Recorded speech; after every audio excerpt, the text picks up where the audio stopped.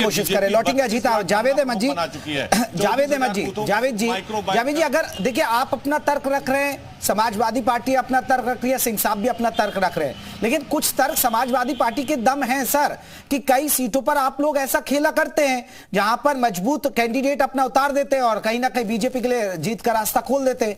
आजमगढ़ उपचुनाव में ऐसा ही हुआ, आपने गुड्डू जमाली को उतार दिया चुनाव में और देखिए धर्मेंद्र यादव हार गए। गुड्डू जमाली का अच्छा वर्चस्व था, MY फैक्टर नहीं चल पाया, Y फैक्टर उधर चला गया, M फैक्टर उधर चला गया गुड्डू जमाली के साथ,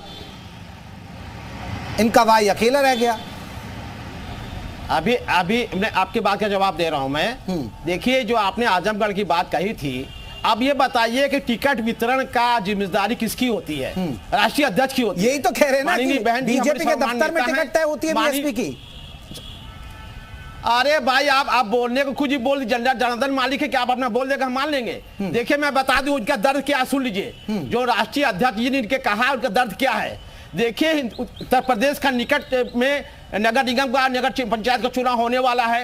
आप ही के माध्यम से और पेपरों के माध्यम से आ रहा है कि उत्तर प्रदेश में 17 से 18 मेयर की ऐसी सीटें हैं, 15 सीटें ऐसी हैं जहां दलित मुसलमान एक हो जाएगा तो चुनाव जीत जाएंगे। क्योंकि अब मुसलमान भी बहुत तेज विचलित हो रहा है समाजवादी पार्टी का। इनके पेट में दर्द यही हो रहा है कि अगर ये दोनों एक हो जाएंगे तो 40% ऊपर वोट हो जाएगा। माननीय बहन जी जो प्रयास कर रही सर्व समाज के लिए, माननीय बहन धर्म की राजनीति कभी नहीं किया, माननीय बहन सत्ता को लात मार दिया है लेकिन कभी कंप्रोमाइज नहीं किया। ये खाली आरोप जावेद अहमद जी, क्या आपको लग रहा है कि मुस्लिम अब बीएसपी की तरफ देख रहा है, सपा की तरफ नहीं देखेगा? बिल्कुल 100%। अरे भाई माननीय बहन जी ने अपनी सरकार में 100 मदरसों का ऐड किया, मुस्लिम बच्चों को वजीफा तय करवाया माननीय बहन जी ने, अल्पसंख्यक आयोग का गठन किया माननीय बहन जी ने, ये बेसिक काम किया। और जो सबसे बड़ी बात थी कीर्तिनिधि जी, ये डर है आपका, मुस्लिम वोट आपसे छिटक रहा है, ये डर है। देखिए जयप्रकाश जी, समाजवादी पार्टी को कोई डर नहीं है। समाजवादी पार्टी के साथ लगातार समाजवादी पार्टी का कुंबा बढ़ रहा, लगातार मतदाता। अरे सर कौन है अब आपके साथ यूपी में, बताइए ना। और कौन खड़ा है सर? आपने कहा, सुनिए तो जयप्रकाश जी, अरे जयप्रकाश जी, 2022 के चुनाव में जनता ने बताया 36% वोट समाजवादी पार्टी के हिस्से में आया। और जो लोग हमारे ऊपर आरोप लगा रहे हैं उनके हिस्से में कितना परसेंट है ये वो बताएंगे। लेकिन जो बात जयप्रकाश जी आपने कहा कि लोकसभा का उपचुनाव था, रामपुर में भी था, आजमगढ़ में भी था। आजमगढ़ में बसपा का उम्मीदवार लड़ा लेकिन रामपुर में नहीं लड़ा। तो ये तो तय होता है ना कि भारतीय जनता पार्टी जहां कहेगी वहां लड़ेंगे, जहां नहीं कहेगी नहीं लड़ेंगे। क्यों रामपुर में नहीं लड़ी बसपा, क्यों आजमगढ़ में लड़ी? तो सवाल तो खड़े होंगे, और सवाल खड़े होंगे तो आएंगे समाज में, उस बात को कहा जाएगा। और ये बात जानती है, माइनॉरिटी भी जानती है कि बसपा वोट काट करके कहीं न कहीं समाजवादी विचारधारा को, सेकुलरिज्म को कमजोर कर रही है। और ये सही है कि सेकुलरिज्म को, समाजवादी पार्टी की ताकत को कमजोर कर रही है बहुजन समाज पार्टी। ठीक, जावेद जी जल्दी से जवाब दीजिए, फिर मैं बीजेपी के पास जाऊंगा। जावेद जी, अब इनका मैं बता दूं, जो लोकसभा का चुनाव हुआ था अभी, जिसमें 10 सीट हमने पाया था, 5 ये पाए थे। मैं बता दूं जहां जहां दलित और मुसलमान थे, चाहे वो गाजीपुर हो, चाहे सहारनपुर हो, चाहे अमरोहा हो, हम चुनाव जीते।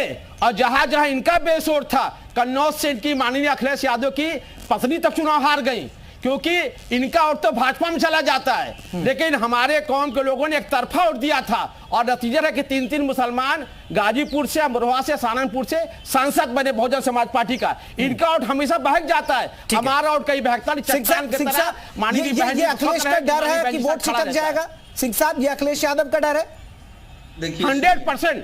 अरे भाई मैं बताया, राष्ट्रीय अध्यक्ष जी है, बहुत सम्मानित नेता हमारे हैं, लेकिन वो अगर ये बोलते हैं कि बीजेपी कार्यालय में आपका टिकट तय होता है तो इससे शर्म की क्या बात है? हमारी राष्ट्रीय नेता बहुत दुनिया उनको। एसएल सिंह साहब से एक रिएक्शन जी सिंह साहब कहिए अपनी बात। मैं कह रहा हूं सबसे बड़ी बात होती है विश्वसनीयता, और जब विश्वसनीयता समाप्त हो जाती है और सर्ववादिता हावी हो जाती है, अहंकार हावी हो जाता है, तो यही परिणाम मिलते हैं जो लगातार समाजवादी पार्टी के साथ मिल रहा है। आप सहयोगियों के साथ वो व्यवहार नहीं करते जो सहयोगियों के साथ होना चाहिए। पहली बात। दूसरी बात, आपकी सरकारें रहती हैं उत्तर प्रदेश में और आपको जनाधार मिलता है, लेकिन जनता के साथ आपने क्या किया? जब जनता के साथ आप छल करेंगे, जनता भी आपके साथ नहीं रहेगी। तीसरी बात, हमारे साथ तमाम ऐसे सहयोगी थे, कई मुद्दों पे वो उनकी राय हमसे अलग थी, 370 पे उनकी राय हमसे अलग थी, जेडीयू की राय राम जन्मभूमि पे हमसे अलग थी, लेकिन हम अपने विचारधारा में कोई परिवर्तन नहीं ले आए। सबसे बड़ी बात जयप्रकाश जी, कोई विचारधारा नहीं, कोई राय नहीं। मुझे लगता है कि जिसकी कोई विचारधारा ही नहीं है, जिसकी कोई राय ही नहीं है, अगर नदी में नाव को ऐसे छोड़ दीजिए तो ऐसे बहती चली जाएगी।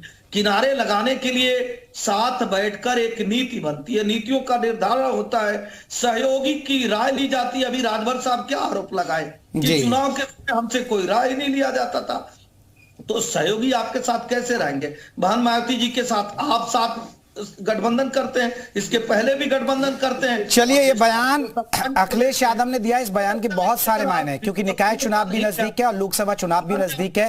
हालांकि मायावती कहती है कि अखिलेश घमंडी हैं और अखिलेश यादव कहते हैं कि कहीं ना कहीं बी टीम है बीजेपी की। सबके अपने अपने तर्क है। आप सभी मेहमानों का बहुत बहुत शुक्रिया। अजीत, आपका बहुत बहुत शुक्रिया। तो देखिए, निकाय चुनाव की वजह से और लोकसभा चुनाव की नजर से अब इस तरह के बयान नजर भी आएंगे और इस तरह की सियासत देखने को मिली। यूपी बड़ा राज्य है और कहते हैं कि यूपी से ही दिल्ली के लिए जो रास्ता है दिल्ली की सत्ता का, वो निकलता है, तो इसीलिए सबकी नजर यूपी पर है। एक छोटे से ब्रेक के लिए रुक रहे हैं, ब्रेक के बाद भी खबरों का सिलसिला जारी रहेगा।